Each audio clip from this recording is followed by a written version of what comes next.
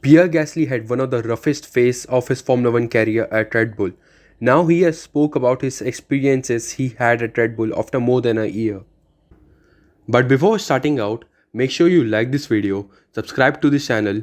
As you can see, 99.2% of my audience haven't subscribed to the channel yet, so make sure you do it. And press that bell icon too if you never want to miss any update from my channel. Now let's get into the video.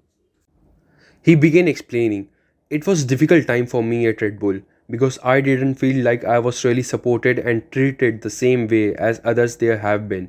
And for me, that's something that I just can't accept. I was working my ass off every day trying to get results for the team, but I was not being given all the tools I needed to succeed.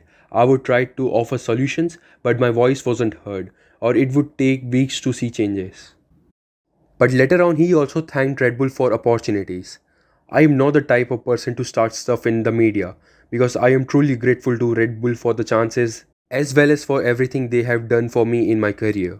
I really am, but I am allowed to tell my truth. So that's it, that's the truth."